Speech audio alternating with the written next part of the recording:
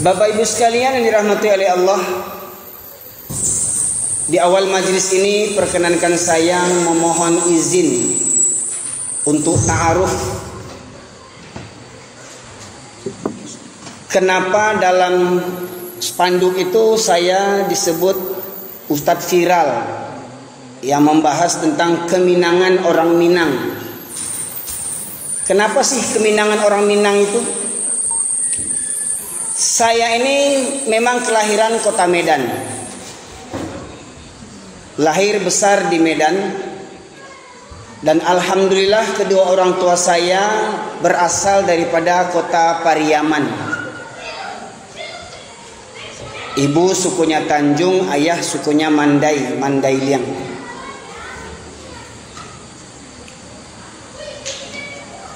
Setelah gempa 2009 saya baru hijrah dari Medan ke Pariaman. Berawal daripada renungan saya di tahun 2000. Ketika saya masih di Medan, tahun 2000 saya pulang kampung ke Pariaman ingin mengerjakan sholat subuh.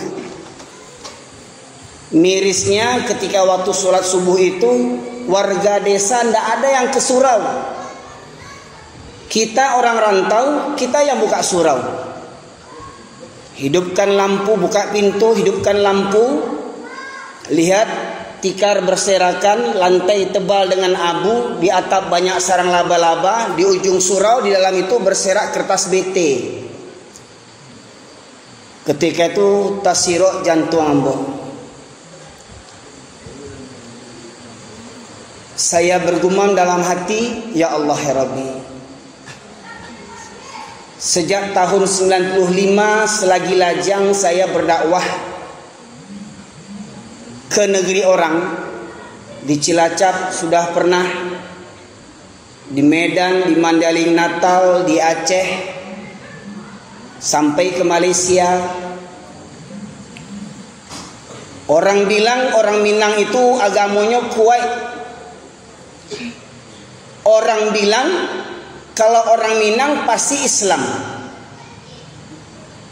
Tapi jangan lupa, itu dulu orang Minang pasti Islam, itu dulu. Tahu enggak Bapak Ibu sekalian, orang Minang sekarang sudah banyak yang jadi pendeta. Pernah dengar? Siapa namanya Pak? Yanwardi Koto, orang Lubuk Basuang, pendeta, punya gereja di Jakarta, gereja di Mangga Dua, gereja orang Minangkabau. Jadi dulu pemuda lalu di surau dulu. Dulu falsafah kita orang Minang, adat bersendikan sarak, sarak bersendikan kitabullah, sarak mengata, adat memakai. Itu dulu. Apa iya? Sekarang tidak. Makanya saya katakan, kalau laki-laki Minangkabau orang Baradai, panuah surau kokok yo Baradai orang Minangkabau. Ota yang banyak kini. Silahkan nenek mama doko sidang ambo silahkan. Orang Minang ini banyak gadang otak.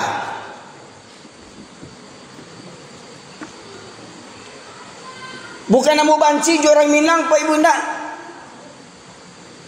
Kecil orang di Facebook, Ustadz Erwin ini baah kok dendam bana orang Minang nyo, bakasam bana orang Minang. Bukan dendam, dek sayang ambo makonyo bantu aku ambo ceramah. Dek apa? Sok jantung ambo setelah ambo tinggal di kampung, jantungan sok jantung. Ndak picayo, raso ndak picayo. Banyak rasul picayo di Medan, Bapak Ibu sekalian. Dekat saya tinggal Masjid Gang Kuba, namanya Masjid Kuba di jalan utama yang bertembusan dengan jalan Halat Kota Maksum. Kalau Bapak Ibu pernah ke Kota Medan, dekat Masjid Raya. Wirid subuh dilaksanakan seminggu 3 kali. Wirid subuh. Berapa yang hadir? Tidak banyak, cuman 300 orang. Wirid subuh. Coba tanya di tanah datar, kalau ada wirid subuh, berapa yang datang? Jujur saja. Mana alim ulama nagari tanah datar? Mana alim ulama Minangkabau? Mana masjid orang Minangkabau yang rami waktu subuh? Nyaris cuman cerita dulu.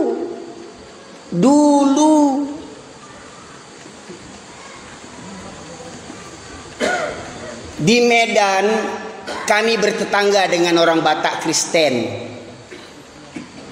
Cina Kristen. Berbanding banyak jumlah gereja dengan masjid. Tapi alhamdulillah wirid subuh 300 orang yang datang.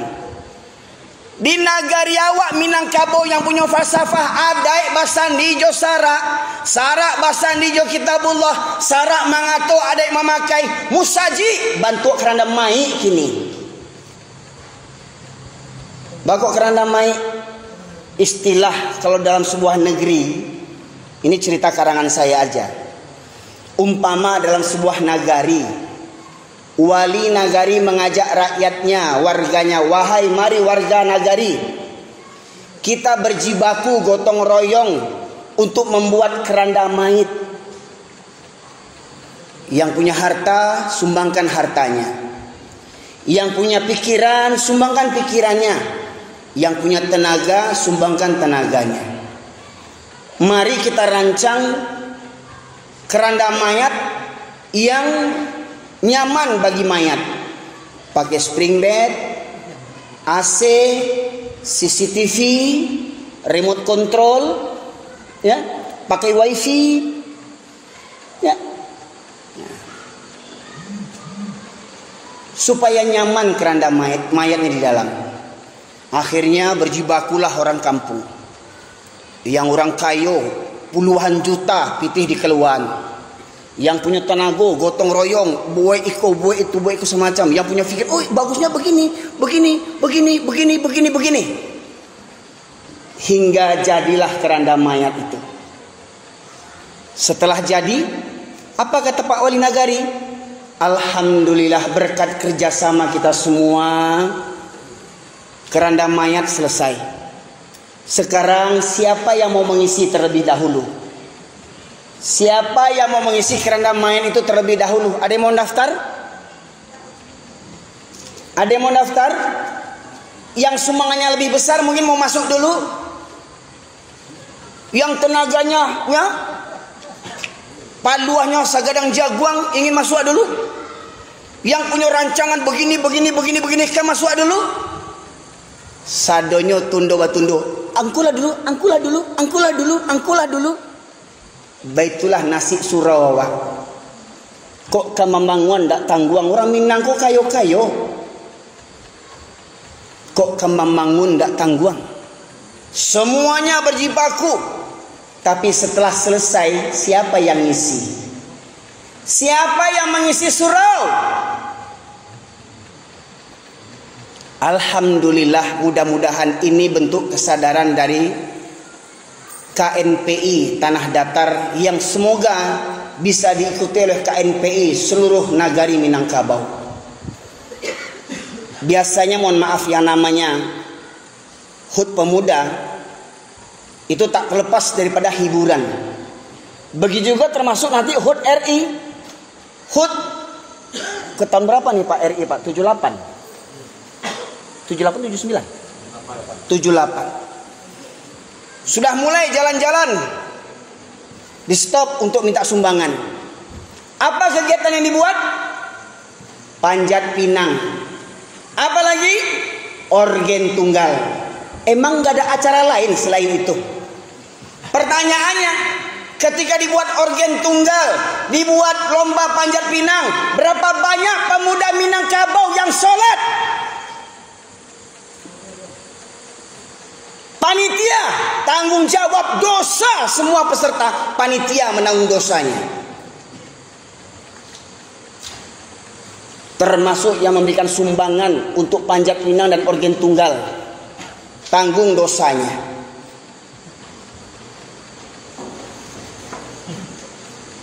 Pertanyaannya, apakah itu untuk menyambut kemerdekaan Indonesia yang dikorbankan darah para pejuang?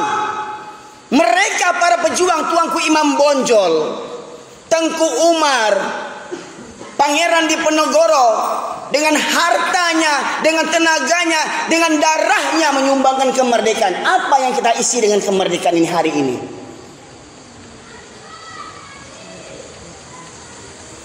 Dan semoga ini merupakan awal titik balik para pemuda, khususnya pemuda Minangkabau, babaliak ka surau.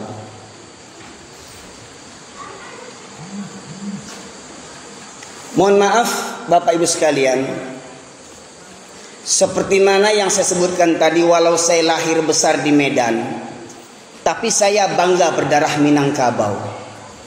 Karena cuman orang Minangkabau yang punya falsafah adat bersendikan sarak, sarak bersendikan kitabullah, sarak mengata, adat memakai. Seumpama bentuk masjid kita ini. Di atas itu umpama adat. Pertanyaannya Pak, atap atau adat, bagaimana dia bisa kokoh di atas menutupi masjid ini? Apa yang membuat dia kokoh? Tiang-tiang tonggak-tonggak ini. Adat basandi josa sarak. Ikulah umpama sarak tonggak-tonggak kokoh. Sarak. Sebelum tonggak di tagaan, ana dibuat dulu pondasi. Itulah kitabullah. Jadi maknanya yang saya pahami, jangan sabui-sabui adai Minangkabau santiang. Jangan sabui-sabui adai Minangkabau paling santiang di dunia go. Kalau adai itu tidak sesuai jo syarat. Kalau adai tidak sesuai jo syarat. Kalau sesuai jo syarat, yo santiang adai itu. Tapi kalau tidak sesuai, jangan sabui adai Minangkabau. Malu kita, malu. Jangan sabui sarak. Sarak tu hukum Islam, halal haram, baik buruk. Kalau tidak bersumber daripada kitabullah. Apa kitabullah itu? Al-Quran. Kata Bapak Bupati tadi, pemuda Minang dulu pasti bisa baca Quran, pasti bisa menyolatkan orang tuanya ketika sholat jenazah. Pertanyaannya, bisa tidak diuji hari ini? Berapa banyak pemuda yang santiang baca Quran kini? Kok selama kok MTQ di Pabuet hanya untuk orang-orang tertentu? Coba mohon maaf. Seluruh anggota KNPI buat MTQ untuk peserta anggota KNPI. Berapa banyak anggota KNPI yang masih santiang baca Quran? Kau bukan gurauan, kau memang harus serius gitu. Kok menyanyi banyak nan santiang. Abah, oh ya abah, cengeng betul. Balagu santiang baca Quran, tapi paluah. Itu tampil lain indah di koda.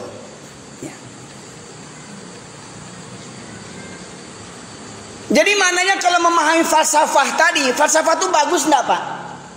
Bagus enggak? Bagus.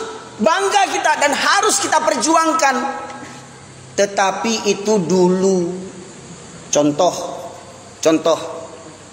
Bapak Ibu sepakat enggak sholat hukumnya wajib? Sepakat tidak? Bu, sepakat enggak sholat hukumnya wajib? Orang sakit boleh enggak tinggal sholat? Hah? Dia tidak boleh berudu, tidak boleh kena air. Gimana mau toharoh? Tayamum. Dah tayamum, kiranya tidak taluk tagak. Baga solat. Duduk paru tidak taluk jo. Baalai. Bagolek tidak bisa lo mangkit tangan. Baalai. Jo isyarat matu. Tetap harus solat. Yakin? Sepakat? Waktu baralik Waktu baralik jadi anak daro. Jujur, berapa banyak anak daro yang solat waktu baralik? Dek pakaian adai tinggal solat. Itu lo adik keripanggaan tuh. Dek pakaian adai tinggal solat. Mengaku orang baradai, tak tahu malu, tak tahu duntuang. Para lulo suntian daripada solat lai. Bundokan duang menangguang dosa. Lai baradai orang Minangkabau. Kok lai baradai orang Minangkabau? Tak ada yang solat seminggu sekali laki-laki Minangkabau.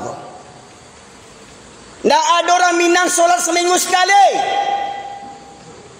Tak ada laki-laki Minang yang tak puasa Ramadan. Banyak laki-laki Minang tak panuah puasa Ramadan. Caliak. Bisuak karayo kecek orang. Kini orang membantai istilahnya. Pernah caliak Pak Ibu? Ketika panggalih dagiang membantai dagiang, memanggalih dagiang, anan tak jadi? Tak ada rasa malu panggalih dagiang tu marokok di pasar tu. Marokok. Anak ambo pernah mau bawa sebelum Gampo 2009. Ambo diundang khutbah Idul Fitri di Pariaman. Beberapa hari sebelum Lebaran, kamilah tiba di Pariaman. Ambo bawa anak ambo jalan ke Pasi, Kantai, Piaman, Pantai Gondoriah. Sedang perjalanan, apa kata anak ambo yang masih ketiga SD? Abi, beli teh botol lebih. Aus, nak, kita puasa nak. Ini bulan puasa. Itu bapak itu minum teh telur bih. Dia tengok bapak-bapak di pantai yang masang tenda untuk hari lebaran, yang jual daging, pada merokok, pada minum teh talun, minum teh botol. Kalau anak ambo bertanya di Medan bisa mau jawab, itu orang Batak Kristen nah. Itu opung panjaitan Kristen yang merokok itu bulan Ramadan. Tapi kalau di Pariaman anakmu bertanya, amu jawab. Lah banyak orang Kristen di Pariaman tuh sampai merokok santai junaru dar sebedoso orang.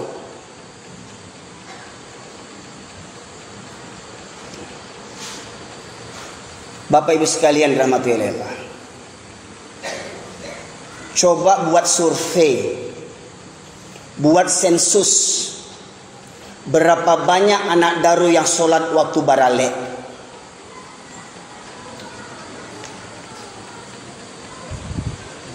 Para luluh tadi Bapak Ibu sepakat orang sakit wajib solat nak?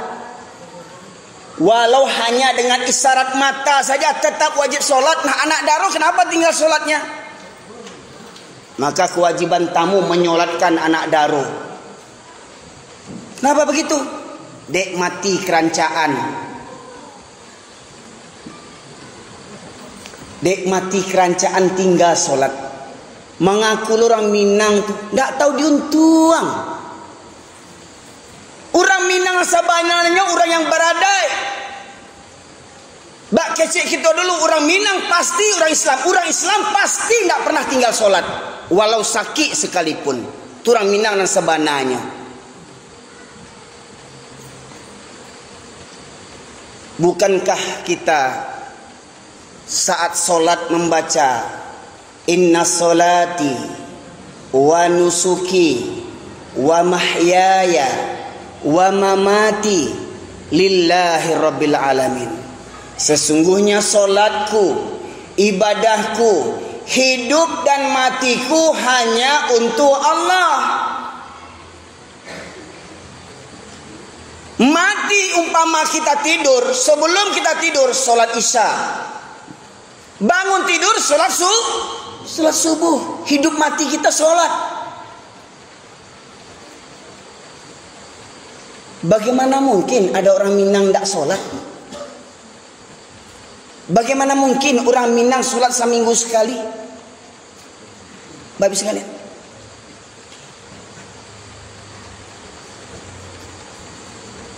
dan semestinya orang Minang orang yang paling fasih, yang paling faham tentang Al-Quran. Betul kata Pak Bupati tadi. Bahkan pendiri pesantren di Gontor Jawa Timur itu Pak, belajar agamanya itu Ketawali Padang Panjang itu. Orang Jawa beraja ke Nagariawa itu dulu. Tidakkah kita rindu kebangkitan Minangkabau? Maka tidak ada cara bangkit orang Minangkabau selain dari surau kita memulainya. Nonsen kalau tidak dari surau. Kalau ingin negeri yang madani, Rasulullah sallallahu alaihi wasallam hijrah dari kampung halamannya. Bayangkan Ibu, Nabi Muhammad SAW hijrah dari kampung halamannya karena apa?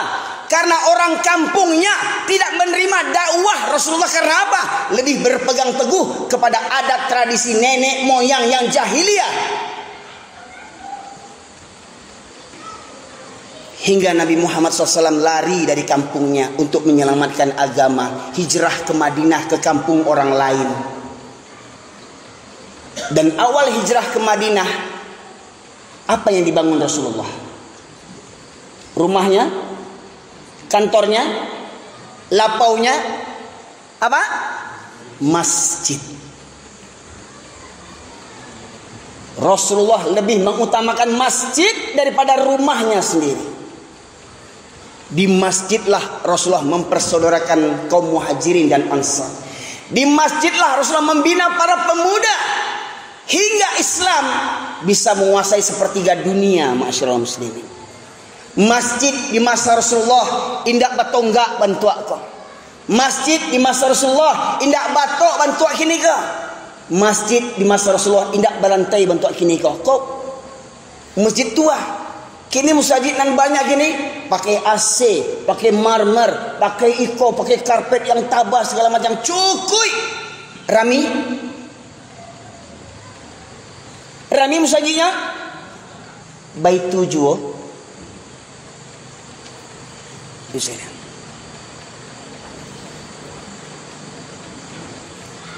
Saya sampaikan hadis Rasulullah dari Thauban.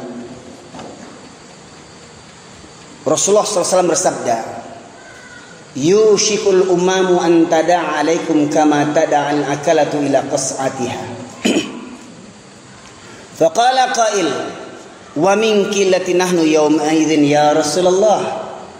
Qala bal antum kathir walakinnakum kagutha'is sayl.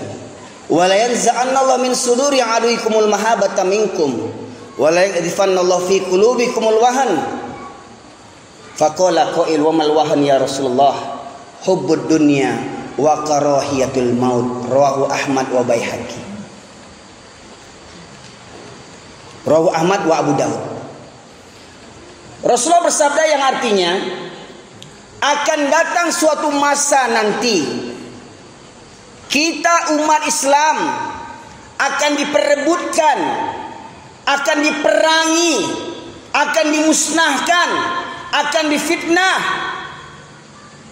oleh berbagai kalangan orang yang membenci Islam, termasuk orang yang munafik, berkedok Islam tapi mereka benci pada Islam. Mereka berebutan untuk menghancurkan umat Islam dari segala arah. Seperti orang lapar memperebutkan makanan. Contoh ini ada hidangan Bapak Ibu sekalian. 5 potong roti dihadapkan ke depan orang yang banyak, yang lapar. Kira-kira bagaimana bentuk roti ini? Mereka akan berebutan sampai hancur berserakan roti-roti ini. Begitulah nanti nasib umat Islam, kata Rasulullah 1400 tahun yang lalu. Lantas sahabat ada yang bertanya, apakah ketika itu kita minoritas ya Rasulullah? Apakah kita umat Islam jumlahnya minoritas sampai mereka tertindas? Apakah Rasulullah? Oh, bahkan kalian mayoritas. Kalian mayoritas umat yang terbanyak. Tapi banyaknya kalian seperti buih di atas air yang tak punya kekuatan. Nampaknya banyak, tak punya mental pejuang. Banyak tapi hina. Banyak diatur oleh orang minoritas. Bahkan ketika itu kalian mayoritas, kata Rasulullah.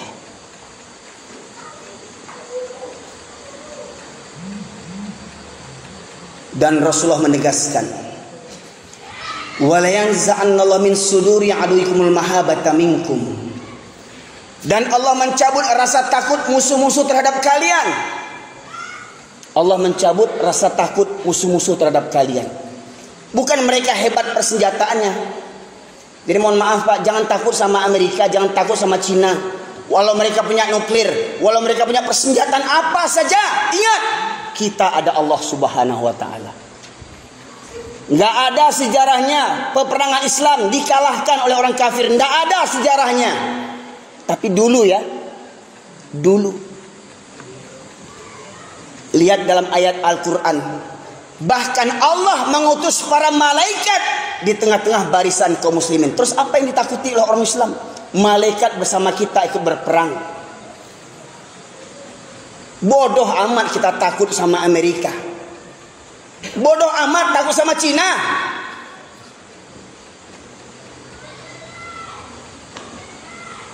Para jamaah sekalian nama Allah. Penggalan ayat hadis tadi, mari kita telusuri. Allah cabut rasa takut musuh-musuh terhadap kalian umat Islam.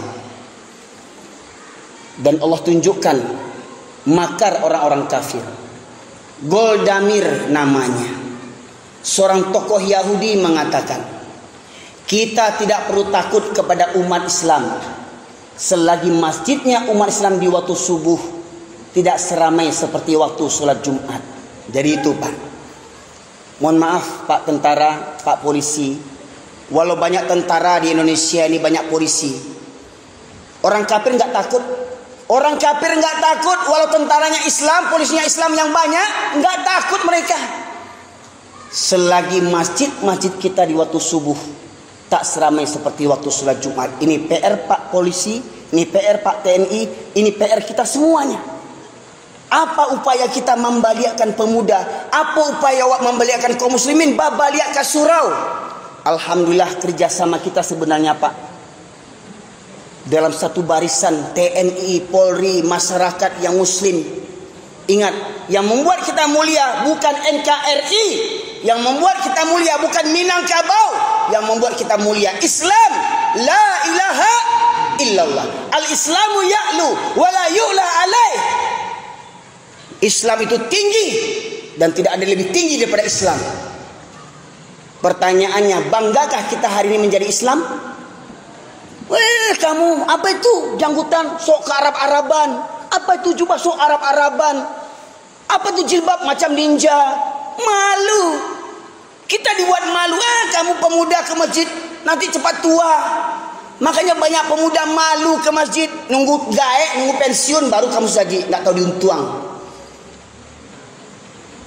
Lata campak di dinas baru kamu saji. Bapa lihat juga surau waangnya gaek. Mohon maaf Pak, muda dulu kamah. Nih pemuda-pemuda nih, kalian sarjana S1, S2, S3, orang kafir nggak takut. Yang koruptor di negeri ini sarjana atau pengangguran? Yang koruptor di negeri ini sarjana atau taman SD?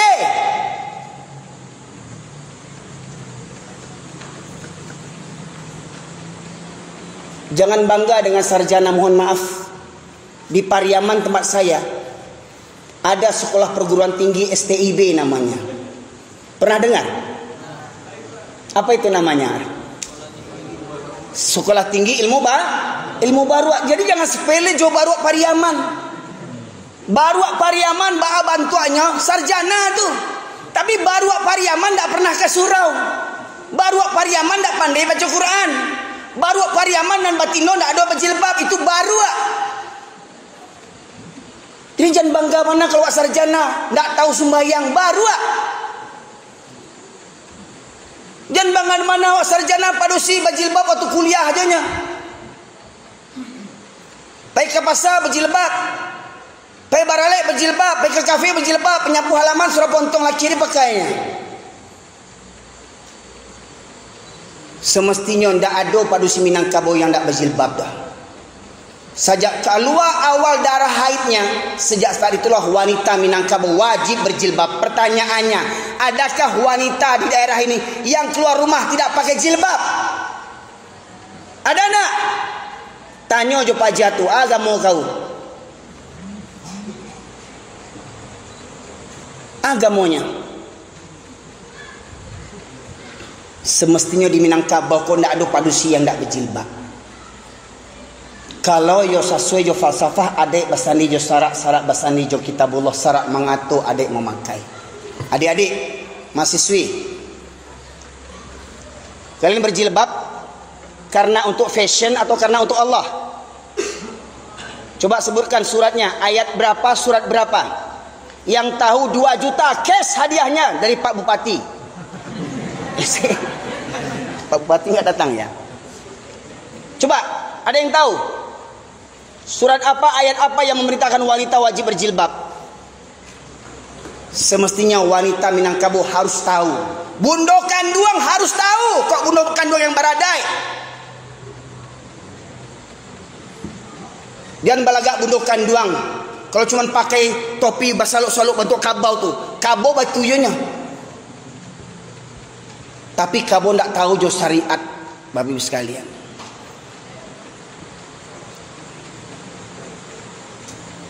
Ada yang tahu adik-adik?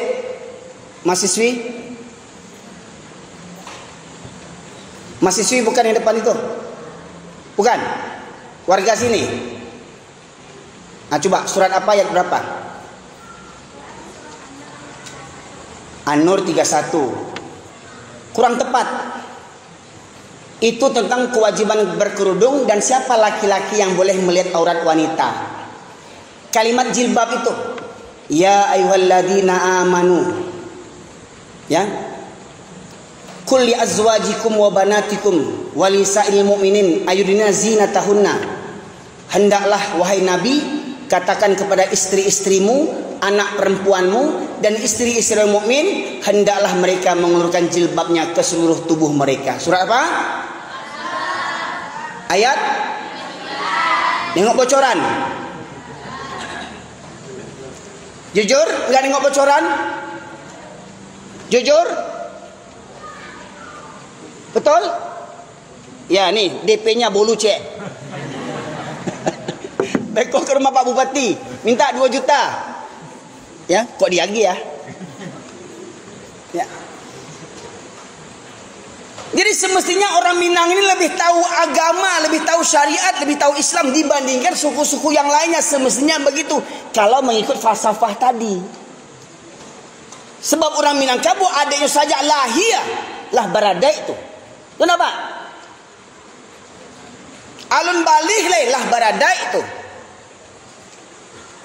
Ada orang Minang kalau lahir anaknya di hari ke-7 dipangan, dikikahkan, dicukur rambutnya, dibotak, ditimbang setimbang timbangan perak atau ameh, ditabalkan namanya di hari yang ke-7, ditahnik dengan kurma oleh ayahnya. Itu adai orang Minangkabau semestinya. Bukan lahir anak beko di bawah tempat tidur. Agiah banang, agiah guntiang, agiah ladiang, agiah pangku.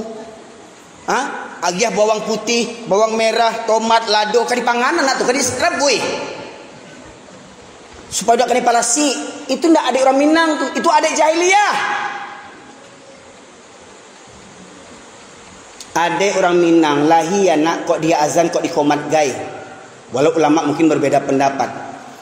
Kemudian orang tuanya mendoakan anaknya, u'idzuka untuk laki-laki, u'idzuki untuk perempuan. U'idzuka bi kalimatil hitamah min kulli syaitanin wahamah wa min kulli anin lamah. Itu adik Minangkabau semestinya begitu.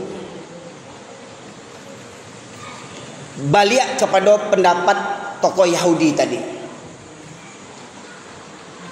Jadi mohon maaf, saya nggak tahu nama Pak TNI, Pak Polri, ya, yang mewakili. Jadi seberapapun hebatnya persenjataan TNI Polri Indonesia, mohon maaf, bisa nggak ngalahkan corona, Pak? Nggak bisa. Ya, kita dengan corona terusir dari masjid. Nggak ada dunia, bahkan Arab Saudi nggak bisa ngalahkan corona. Ka'bah tutup, nggak ada haji, nggak ada umrah. Dunia nggak bisa melawan corona. Corona itu ciptaan siapa? Allah. Maka Allah yang bisa memusnahkannya. Maka jangan jauh dari Allah, dekat kepada Allah. Itu kuncinya. Dan apa tempat yang paling layak untuk kita dekat kepada Allah? Masjid. Jadi Pak pemuda, tolong pahami ini. Orang Yahudi tadi mengatakan, kita tidak perlu takut kepada umat Islam selagi masjidnya umat Islam di waktu subuh tidak seramai seperti waktu sholat Jumat. Pertanyaannya, kapan masjid kita di waktu subuh ramai seperti sholat Jumat? Mohon maaf Pak, kalau Jumat penuh masjid ini Pak? Penuh. Subuh gimana? Satu sof penuh? Satu sof penuh? Dua sof? Penuh? Dua sof penuh. Pertanyaannya, sudah ada gereja sekitar sini belum?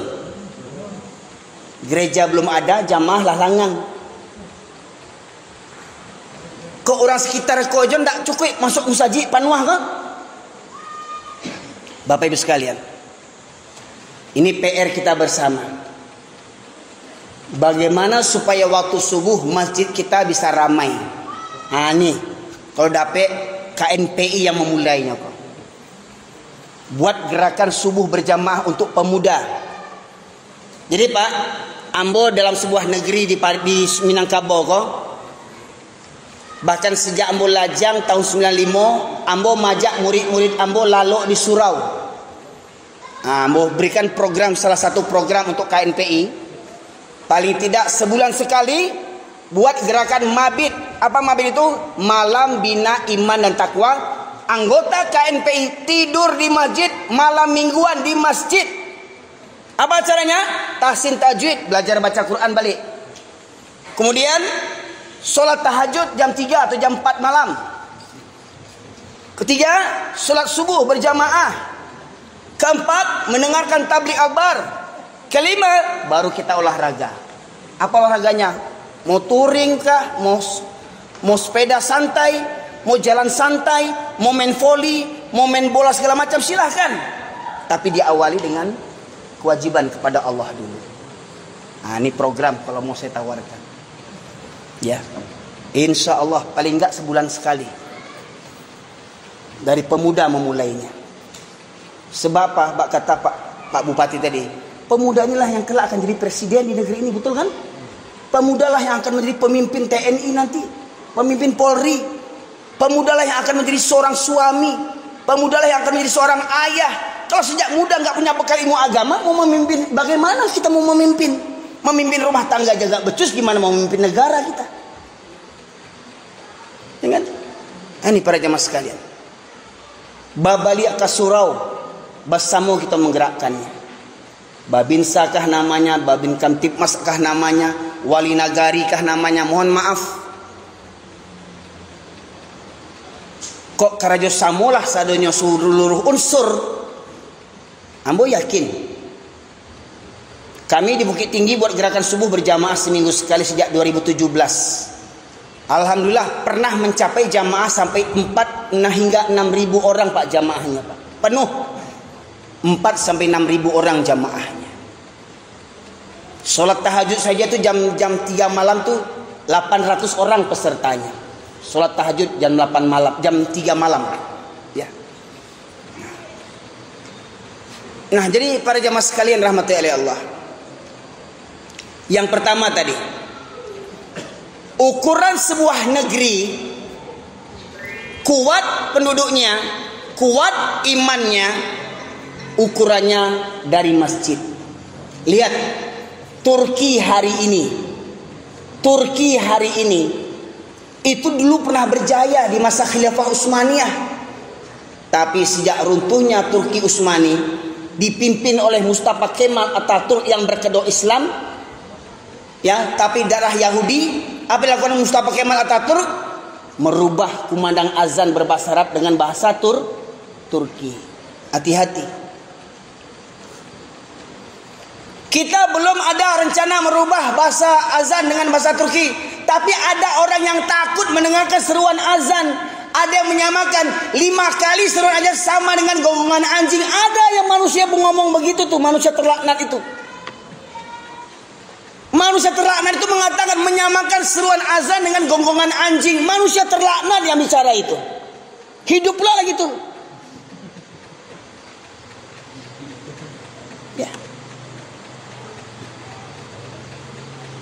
Para jamaah sekalian rahmati oleh Allah.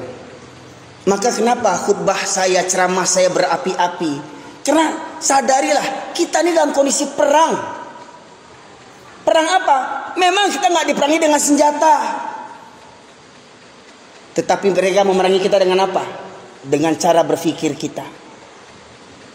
Sampai ada organisasi Islam terbesar buat pertemuan hanya untuk membahas apa? Jangan katakan kafir kepada orang di luar Islam. Loh, kalau nggak boleh katakan kafir, terus surat Al-Kafir mau diapain? Qul ya ayyuhal kafirun. Itu Allah yang berfirman. Nggak kurang ajar tuh organisasi itu tuh.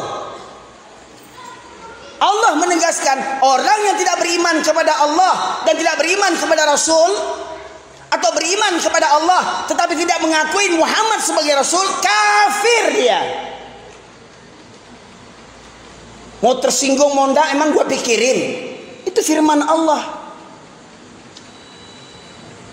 Ini akhirnya Islam mau dirubah-rubah bertahap demi bertahap, kita nggak sadar.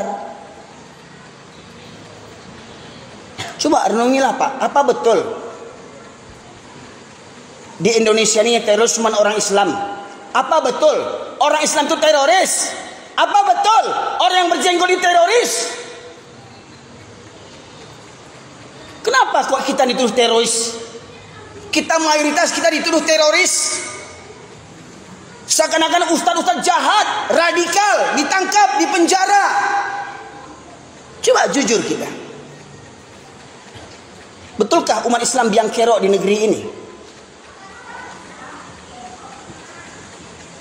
Bahkan pendeta mengakui, Pak, lihat yang viral itu, pendeta mengakui apa? Syukur di negeri ini yang mayoritas beragama Islam. Kalau enggak, LGBT sudah disahkan di negeri ini. Bayangkan, negeri ini ditekan oleh PBB, Amerika dan negara-negara yang lainnya untuk mengesahkan undang-undang LGBT. Laki-laki boleh kawin dengan laki-laki, perempuan kawin dengan perempuan. Mau dilegalkan undang-undangnya. Kalau terjadi itu, innalillahi wa inna ilaihi raji'un. Walau banyak tokoh-tokoh Islam munafik di negeri ini yang mendukung LGBT, coba bayangkan. Demi alasan hak azazi manusia. Coba bayangkan. Mohon maaf Pak, anjing jantan ada kawin dengan jantan enggak? Babi betina ada kawin dengan betina enggak? Anjing saja enggak buat. Coba bayangkan. Kok manusia mau buat, lebih hina pada anjing lagi? Nah, para jamaah sekalian rahmati oleh Allah. Jadi tidak ada ceritanya orang Islam yang sholat di lotakana. Kemudian Sarak mengato, bak kecek falsafah orang Minang dulu. Di rumah gadang ada 9 kamar. Ya Pak? Serata-rata kamar itu untuk anak padusi. Tidak ada anak laki-laki. Di mana tapi anak laki-laki? Di surau. Makanya ada film Silek dan Surau. Ya. Dah ancak nonton film itu. Ya. Film Buya Hamka sudah ada. Rame-rame nonton film Buya Hamka. Gimana perjuangan Buya Hamka? Para jamaah sekalian. Pertanyaannya, kok iyo laki-laki Minangkabau orang yang baradai Sarak mengatur adik memakai ambo, mohon maaf kepada panitia mau bapasan kok dapat ada meja cek lain untuk membacakan Quran terjemahan. Ada Quran terjemahan kini? Ada enggak di musaji awak Quran terjemahan? Bisa mau minta 2 botol lah itu untuk apa? Untuk ilustrasi. Kalau botol ini aqua gelas pun boleh 2 lagi. Saya minta tolong ya dibacakan ya. Buka surat An-Nisa ayat 102. An-Nisa. Ya. Ada cek leh Pak.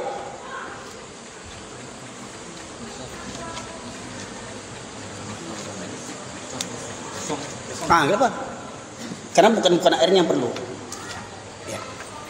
An-Nisa 102. Di atas ini kan ada halaman nomor suratnya. Ada artinya. Udah okay. Kita udah ngadlo. Ada basani jo sara basani jo kitabullah, ko kitabullah. 102. Ya, 102. Apa kata syarat dari kitabullah? Menyebutkan tentang solat berjamaah. Walau ulama berbeda pendapat, ingat, ulama bukan nabi. Bisa benar, bisa salah. Tapi Al-Quran bisa salah. Ya, kita dengarkan terjemahannya. Ada mic lain? Apa ini pakai apa? Terjemahannya aja langsung. Dan apabila engkau Muhammad berada di tengah-tengah. Tadi diajak Allah bicara, dan apabila engkau Muhammad, yang diajak bicara itu Nabi Muhammad. Lanjut. Berada di tengah-tengah mereka sahabatmu, lalu engkau hendak melaksanakan sholat bersama-sama mereka. Maka hendaklah segolongan dari mereka berdiri sholat besertamu dan menyandang senjata mereka. Ya, sholat Muhammad, kau solat beserta sahabat-sahabatmu sembari menyandang senjata. Solat menyandang senjata itu solat di mana? Di medan perang. Di medan perang Nabi Muhammad sallallahu alaihi wasallam yang menerima perintah solat Isra Mi'raj ke Sidratul Muntaha. Nabi Muhammad sallallahu alaihi wasallam sebagai contoh teladan tidak pernah tinggalkan solat berjamaah walau dalam kondisi perang sekalipun. Sia ngecek buya tuangku tidak wajib solat berjamaah. Sianya dibandingkan Rasulullah. Kok ada tuangku buya acok nak nampak solat berjamaah, jangan pakai buang kalawi jo tabui piaman tu. Lanjut. Kemudian apabila mereka yang sholat telah sujud sempurnakan satu rakaat, maka hendaklah mereka pindah dari belakangmu untuk menghadapi musuh. Dan hendaklah datang golongan yang lain yang belum sholat. Ya, ilustrasinya begini. Ini umpama imam. Ya. Ini makmum saf yang pertama dengan menyandang senjata. Makmum saf yang kedua dengan menyandang senjata. Tentunya ada beberapa orang ya. Ini imam. Sembari menyandang senjata, sholat tetapi tetap siap siaga di medan perang. Ketika imam ruku, Allahu Akbar, umpama ruku, Allahu Akbar. Makmum saf pertama ikut ruku, Allahu Akbar. Makmum saf kedua tetap berdiri siap siaga sembari menyandang senjata. Sami Allahu liman hamidah, Rabbana lakal hamd. Tetap siap siaga sembari menyandang senjata. Imam sujud, Allahu Akbar. Makmum ni sujud, Allahu Akbar. Tetap berdiri siap siaga sembari menyandang senjata. Sampai imam bangkit ke rakaat yang kedua, Allahu Akbar. Allahu Akbar. Makmum yang tadi mengikuti imam mundur ke belakang. Makmum yang tadi mengikuti imam mundur ke belakang. Semuanya mundur ke belakang.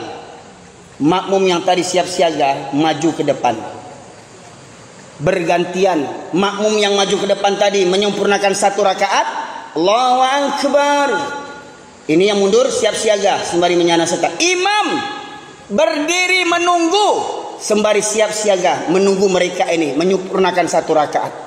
Imam berdiri menunggu sampai bangkit makmum ini ke rakaat yang kedua, Allahu Akbar, baru dimulai rakaat yang kedua. Pak, di medan perang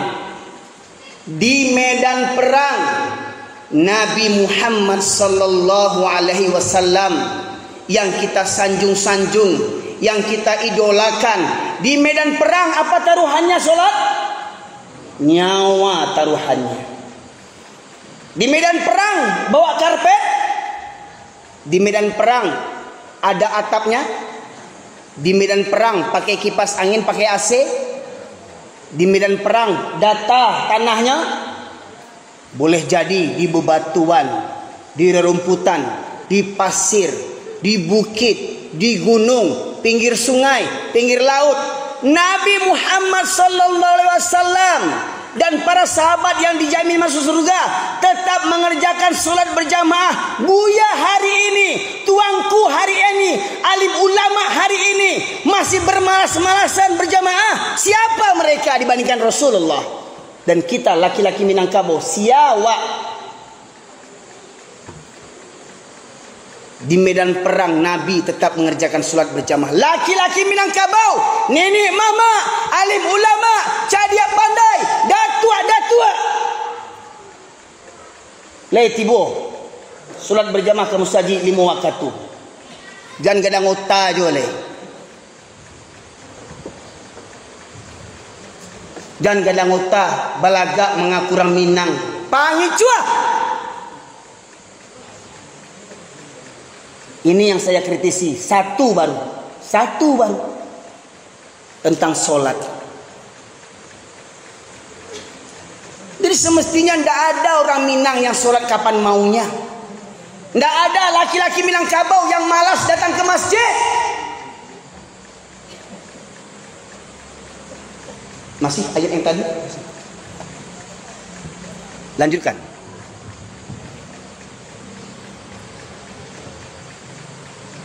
Dan hendaklah mereka bersiap-siaga dan menyandang senjata mereka. Orang-orang kafir ingin agar kamu lengah terhadap senjatamu dan harta bendamu. Lalu mereka menyerbu kamu sekaligus. Dan tidak mengapa kamu meletakkan senjata-senjatamu jika kamu mendapatkan sesuatu kesusahan karena hujan atau karena kamu sakit. Ya. Jadi ada rukhsah keringanan bagi laki-laki untuk tidak mendatangi salat berjamaah. Dalam ayat ini ada 2 walaupun banyak rukhsah yang lainnya. Di antaranya karena hujan atau karena sakit.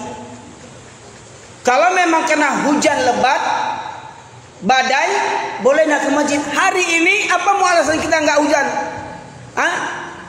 Oh hujan, payung ada, mantel lain, Auto Pajero lain, Auto Avanza lain, Auto Innova lain, pai ke Padang talok, pai ke Kantua talok, walau hujan, pai ke Musaji, baan tak talok. Alasan awak lain.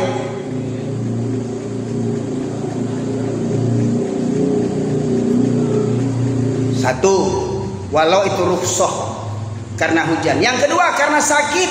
Caliak lo sakitnya dulu. Dah, Pak, banak musaji Pak. Sakit Ustaz. Sakit apa? Sakit panu Ustaz. Sakit panu nak mesti hitungan tu doh. Panu penjelasan.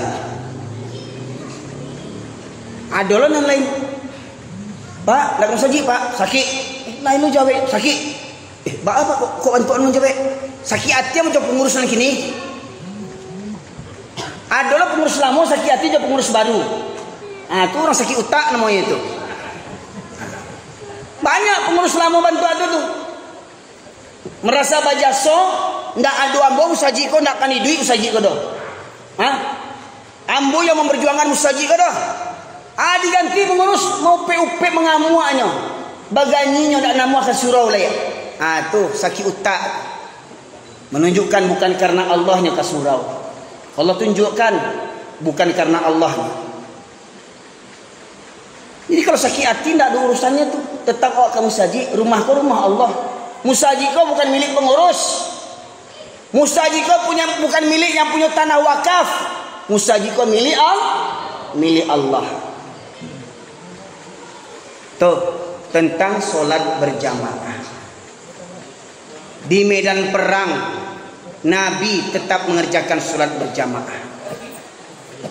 Kemudian surat Al-Baqarah 43, wa aqimus shalah wa atuz zakah warka'u ma'ar raki'in. Dirikan solat, hukumnya tunaikan zakat, hukumnya warka'u ma'ar raki'in. Apa maksudnya? Ruku bersama orang-orang yang ruku. Apa maksudnya? Solat berjamaah wajib bagi para laki-laki, tidak bagi para wanita.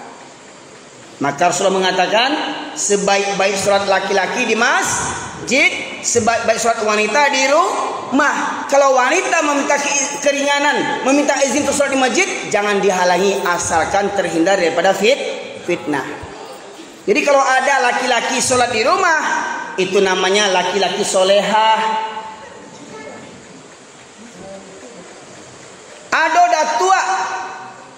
datua suku sholat di rumah, datua solehah.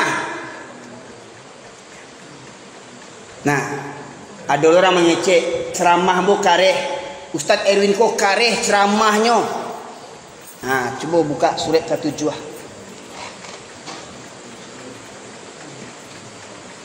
Sabananya yang kareh itu sia yang kareh sabananya. Surat ke-7 Al-A'raf 179.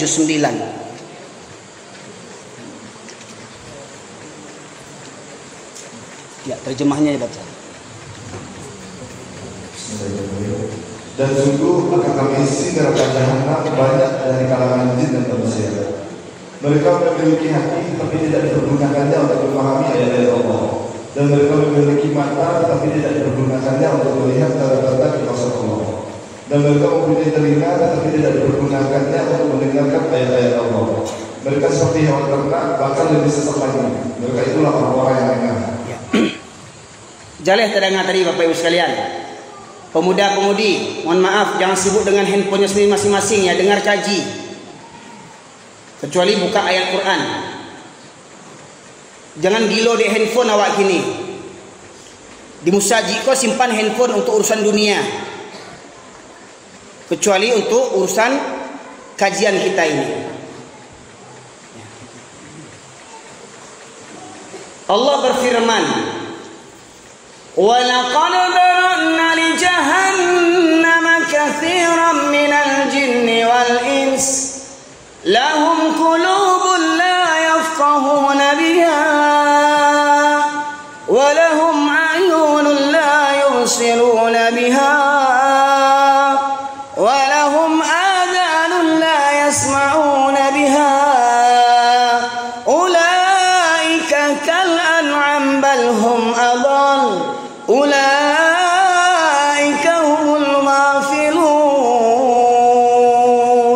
Mari renungkan artinya. Mungkin banyak orang sudah membaca ayat ini, tapi paham tak artinya? Dan sungguh akan kami penuhkan neraka jahanam, kata Allah, banyak dari kalangan jin dan manusia. Siapa jin dan manusia yang memenuhi neraka jahanam? Lahum qulubun la yafqahuna biha. Mereka yang punya hati tetapi tidak digunakan untuk merenungkan, memahami ayat-ayat Allah. Mereka punya hati, tidak ada rasa takut meninggalkan solat. Mereka punya hati, tidak ada rasa takut meninggalkan solat berjamaah. Mereka punya hati, tidak ada takut membuka auratnya. Mereka punya hati, tidak ada takut berjudi. Mereka punya hati, tidak ada takut berzina. Tidak ada takwi ke Allah. Walam ayunul la yubsiruna biha. Mereka punya mata, tidak digunakan untuk melihat tanda-tanda kebesaran Allah.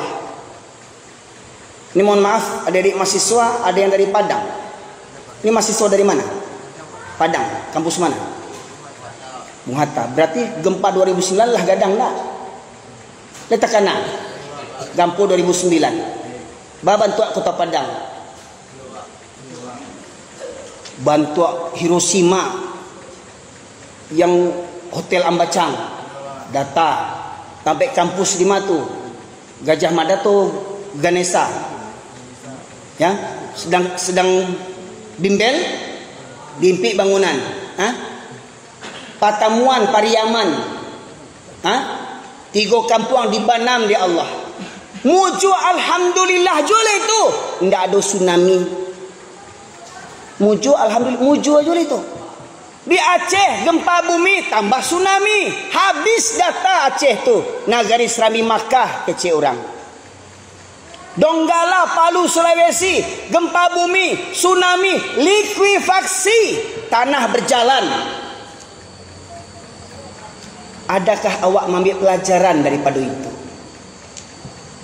Ketika gampo siang awak sabui, ya Allah, la ilallah, la ilallah, ya Allah, ampun ya Allah, ya Allah. Allah basabui ketika gampo. Habis gampo, kan ancak kau dapat tiap hari gampo nak.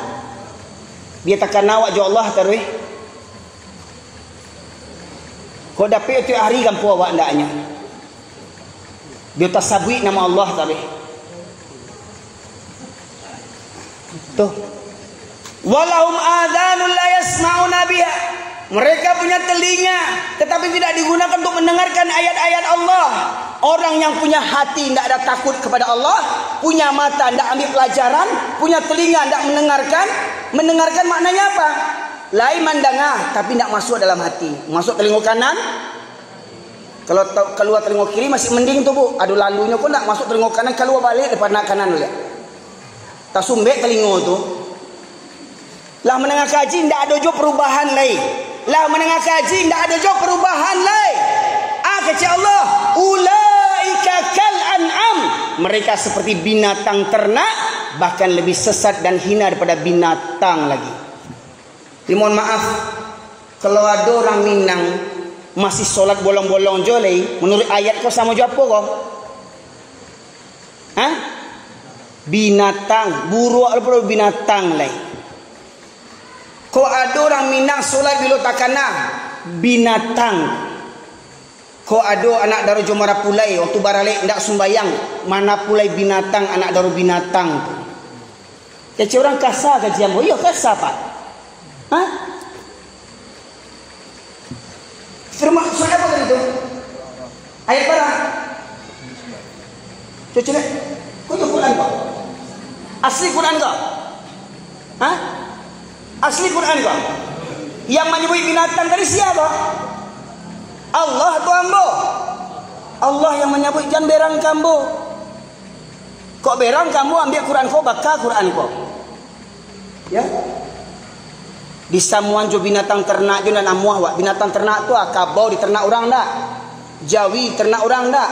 Lain amuah wak samuan gitu.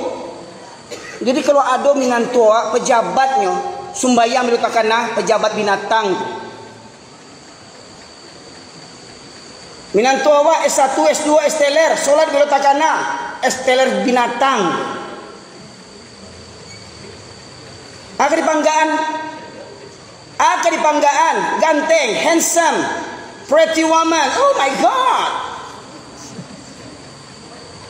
Banyak mantan-mantan korbannya. Mantan kamu berapa? Mantan. Ya Allah. Dek, pacaran tu haram.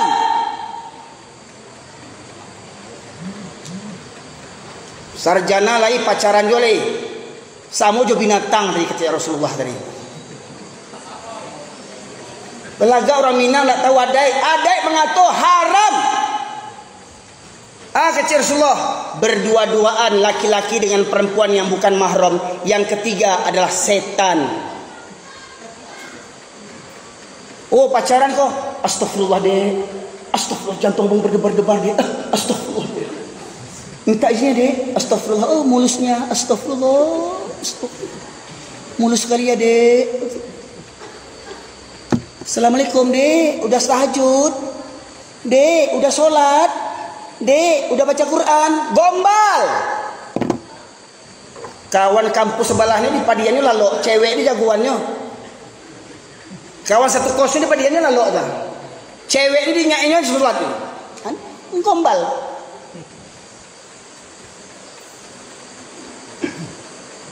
Kalau ada yang menikah dari pacaran, memang jodohnya kata Rasulullah, laki-laki pezina untuk perempuan pezina, cocok tuh. Lalu nikah, prawedding itu artinya prawedding. Hah? Sudah nikah atau belum? Nikah belum lah, pegang-pegangan pacu-pacu, foto-foto. Tak tahu diuntuang. Mengaku orang Minang tu budaya orang Kapia ditiru, budaya orang Kapia batiru, prawedding itu budaya orang Kapia. Mengaku orang Baradai itu. Bandak sok mau mencari bantuan itu. Semestinya orang Minang kau dicontoh bagi orang Islam yang lainnya. Orang Minang kau dicontoh bagi orang Islam yang lainnya.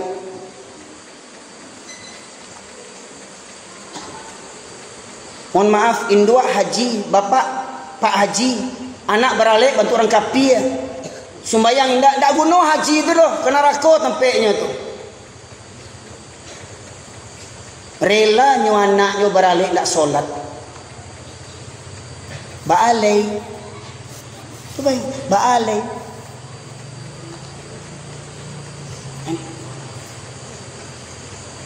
Lain namu hari samuan awak jo binatang. Binatang ternak, kabau, lain namu nak. Kini dengar dia surat yang sama ayat 176.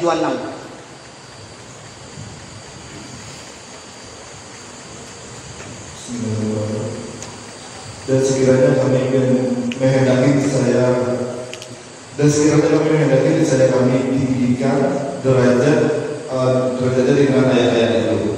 Tetapi dia cenderung kepada dunia dan mengikuti keinginannya yang rendah. Maka perumpamaannya seperti anjing jika kamu menghalalnya. Seperti apa tadi? Seperti anjing. Seperti anjing. Maka perumpamaannya seperti anjing jika kamu menghalalnya dijulurkan lidahnya dan jika kamu biarkannya ia menjulurkan lidahnya juga. Demikianlah perumpamaan orang-orang yang mendustakan ayat kami, maka dengarkanlah kisah-kisah itu agar mereka berpikir. De ayat ko amo dapat penghargaan di Kampuang. Surah apa tadi? Surah Al-A'raf surah ke-7 ayat 176.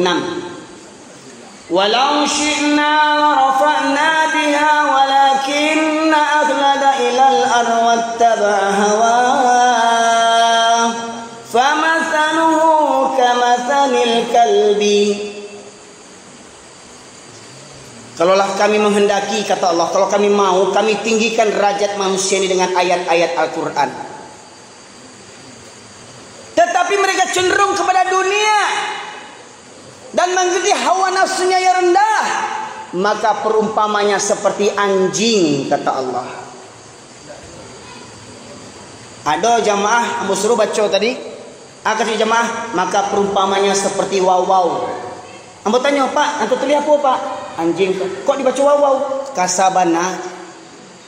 Kata anjing dalam Al-Quran itu kasa, kecil. Kasakah firman Allah? Kok kitab apa kok? Kitab suci. Tidak ada kitab yang lebih suci daripada firman Allah. Tidak ada perkataan yang lebih suci daripada perkataan Allah. Allah sebut anjing kepada orang yang waktunya habis untuk dunia dan memiliki hawa nafsunya rendah. Famathaluhu kamathalil kalbi, kata Allah. Perumpamaan mereka seperti anjing. Dek barale tinggal sumayang samojo. Dek basuntiang tinggal sumayang samojo. Dek 17 Agustus tinggal sumayang samojo. Yang manjek pinang rami, yang mau urgen tunggal rami, sumayang indah samojo. Balik. Syarat mangato wajib sholat, syarat mangato wajib berjamaah bagi para laki-laki. Kok sudah mengaji, kok ndak jo berubah lagi biswa subuh, indak jo kamu saji lagi pilih kah jadi kabau atau kah jadi celek kok yang nak tiba berarti anjiang.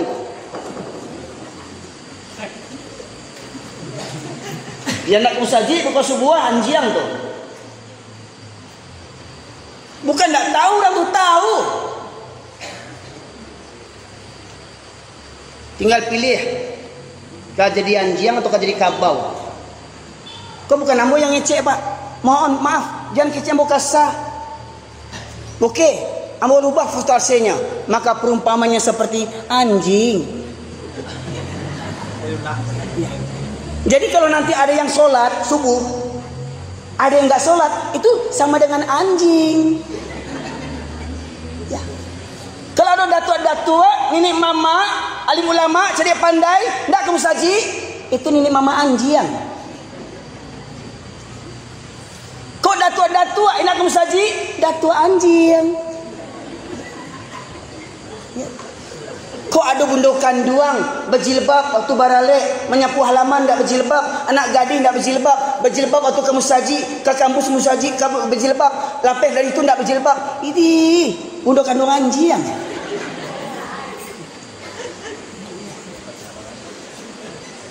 Yang sudah nih pacaran juga lagi. Anjing kamu. Anjing. Anjing sarjana juga ya. Anjing. Kasar ya. Bila lo kesadar lain kalau bantu tu gaji. Awak lah Islam 7 keturunan tak tahu jawab lain. Makanya Pak mohon maaf kok dapat sudah tablik albar kok. Pemuda-pemuda setiap ada wirid datanglah ke masjid Pondok jadi pemuda Anjiang sudah boleh. Tampang lagi gagah, bisnis lagi sukses, sumbayang indah, musuji indah, sama juan jiang, artinya. Makanya bu jangan salah pilih beminantu juan jiang. Kalau ke beminantu ibu jangan tanya di mana kerajo, bara gaji. Emang ibu inspektorat? Bertanya ke minantu di mana kerajo, bara gaji. Tanya ke calon minantu tu le pandai sumbayang, le pandai mengaji. Pandai ibu, cobalah kok iyo. Kacamata mu tinggal. Balian kacamatunya cocok dinyo. Suruh baca.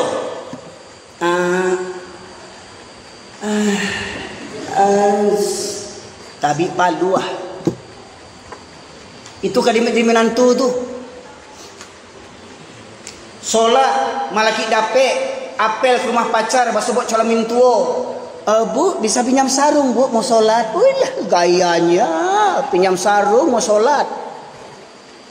Lah dape bah biru muka anak tu puak mama saya lah. Prawedding nggak tanggung foto gadang di rumah tu, foto prawedding. Sabulan bacarai hilang foto tu. Agak di panggaan. Jadi ibu, kalau ingin cari minantu di musaji waktu subuh. Sia yang rajin datang ke musaji waktu subuh, ambil jadi minantu walau umurnya 60 tahun. Lu kok galak? Kok cemee nampaknya? Sebab dan banyak kasuro yang 60 kata yang banyak yang pemuda-pemuda mana? Hai pemuda, mana yang rutin ke masjid waktu subuh? Ambo yakin minantu ibu yang 60 tu tidak akan selingkuh lagi. Tak percaya cuba cek. Matilah apa kok di mana? Cek subuh besok. Ambo yakin minantu ibu yang 60 tu tidak akan selingkuh. Setia ke bininya, kamar-kamar di paciknya anak ibu tu. Batu dia capek benar kopi, aku jatuh juga.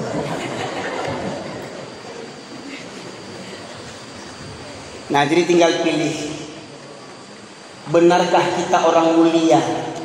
Benarkah kita orang Minang ini lebih mulia daripada suku yang lain? Hingga banyak ibu-ibu kalau anaknya kekawin, jangan nikah ke orang Jawa, jangan nikah ke orang Batak, jangan nikah ke orang apa segala macam. Emang orang Minang kebenaran yang paling hebat? Orang Minang kebenaran paling santiang di dunia kok. Awak hebat bukan Minang awak. Awak hebat dek takwa awak. Nah sudah kaji kau. Mudah-mudahan kita hadir kini kau orang Minang sejati. Mudah-mudahan kita yang hadir kini kau laki-laki sejati. Laki-laki sejati itu bukan rokoknya Haji Samsu. Laki-laki sejati itu bukan minumannya Extra Jos. Laki-laki sejati itu bukan yang bisa mengangkat berpuluh-puluh kilo. Laki-laki sejati yang bisa mengangkat kelopak mata ini di waktu subuh dan melangkahkan kaki ke masjid demi membuktikan cintanya kepada Allah. Hidup matiku hanya untukmu ya Allah, bukan untuk si dia. Kondak, aku tercipta hanya untukmu. Hidupku hampa tanpa dirimu. Gunung kan ku daki, lautan ku seberangi, surau ku lewati. Untuk pacarnya tidak tangguang-tangguang, untuk cari pitih tidak tanggung-tangguang, ke surau terlewati. Inilah Bapak Ibu sekalian. Jadi konsep pemuda. Fa khalafa min ba'di khalfun adau salawat ta'usawah fa sawfa yalquna ghayya, kata Allah surat Maryam ayat 59. Maka akan datanglah generasi yang buruk, yaitu generasi yang menyia-nyiakan sholat dan memperturutkan hawa nafsunya. Maka kunci kesuksesan seorang pemuda, kunci kesuksesan seorang hamba adalah dia menjaga sholatnya agar tidak menjadi fawailul lil musallin. Ada orang yang sholat tapi celaka, kata Allah. Maka harapan ambo pada pihak sudah ko pemuda, mari babaliak ka surau. Yo sabana babaliak ka surau, baraja baliak ka surau, lalok di surau. Baik sekalian, semoga kiranya dengan peringatan ulang tahun 50 tahun KNPI ini benar-benar membawa perubahan, dan kita berharap niat tulus panitia dan KNPI untuk mengawali ulang tahun ini di usia yang 50 tahun, bukan usia muda lagi sebenarnya, sudah usia matang. Semoga benar-benar semua yang babaliak ka surau akan dicontohkan oleh pemuda-pemuda hari ini untuk bangkit ke depan, memimpin negeri ini dengan keadilan, dengan kesejahteraan, dengan memuliakan undang-undang Allah Subhanahu wa taala. Maka mari kita bekerja sama dengan aparat-aparat, Pak TNI, Pak Polri, Wali Nagari, ya seluruh masyarakat, nenek mama, alim ulama, cariak pandai, bundo kandung. Tidak ada cara lain Pak untuk menangkal kejahatan sosial hari ini. Ya, kenakalan remaja, begal, zina, dan segala macam. Tidak ada cara lain Pak kecuali dengan kita mulai dari mustajib sampai.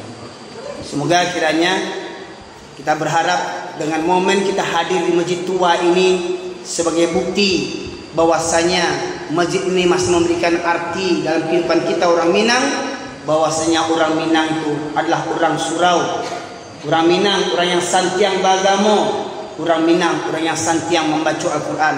Semoga tidak ada kata talambe bagi awak, lebih baik talambe daripada indah sama sekali. Kalau ingin kita hijrah, berubah, mari agar tahun ini 50 tahun KNPI mudah-mudahan lebih baik daripada tahun-tahun yang kemarin. Mudah-mudahan dari pemimpinan KNPI tahun ini bisa mengarahkan pemuda-pemuda untuk kembali babaliak ka surau, cinta jo agama, mengkaji Al-Quran. Semoga kiranya masjid tua ini menjadi saksi bagi kita bahwasanya kita tidak bisa lepas dari masjid. Dan semoga kiranya dengan momen ulang tahun KNPI ini, mari kita buat program-program kemasjidan. Kalau perlu belajar kepada Masjid Kapal Munzalan di Pontianak. Ada Masjid Kapal Munzalan di Pontianak Pak. Setiap bulannya infak yang terkumpul setiap bulannya 5 sampai 9 miliar infak terkumpul. Untuk apa? Untuk kesejahteraan jamaahnya. Yang punya hutang, jamaah masjid yang membayarnya, terutama hutang riba. Yang tidak ada biaya sekolah, masjid menyekolahkan anaknya dari SD sampai sarjana. Yang tidak ada modal usaha, masjid membiayainya. Semuanya dari masjid. Dan relawannya itu 2.500 pemuda-pemudi relawan yang setiap bulannya mengutip beras dan membagikan beras sebanyak 8 ton setiap bulannya, di luar infak yang 5 miliar. Nah pertanyaannya, bisa tak kita mulai dari batu sangka, dari musajid tua, dari gerakan pemuda balik ke surau? Bisa tak kita sejahterakan umat ini dengan dari masjid kita bahasa membangkit batangan karandam, menghidupkan falsafah adik basani yo syarat basani yo kitabullah, syarat mengatur adik memakai. Semoga Minangkabau terhindar daripada musibah bencana malapetaka, dan semoga kiranya nagari Minangkabau ini nagari yang baldatun thayyibatun wa rabbun ghafur, yang senantiasa dilimpahi rahmat dan berkah oleh Allah Subhanahu wa taala. Semoga kita semuanya sampai akhir hayat kita tidak ada yang bisa kita tinggalkan kecuali kita mati dalam keadaan Islam yang sesungguhnya. Demikian saja para jamaah sekalian, apa yang dapat saya sampaikan pada kesempatan kali ini, semoga bermanfaat. Dan mari kajian terakhir saya renungkan, ka jadi orang atau ka jadi binatang, tak pulang diawak sorang-sorang. Tinggal lebih suak calia, yang tak surat subuh aja bisuak, itu berarti binatang yang sabananya. Yang tak musaji itu, atau samo jo anjiang, calia bisuak. Ya, yang nak tiba berarti anjiang, ya. Nah, semoga nanti begini orang sabananya kini. Demikian saja. Subhanakallahumma bihamdika asyhadu an la ilaha illa anta astaghfiruka wa atubu ilaik. Alhamdulillahirabbil alamin. Assalamualaikum warahmatullahi wabarakatuh.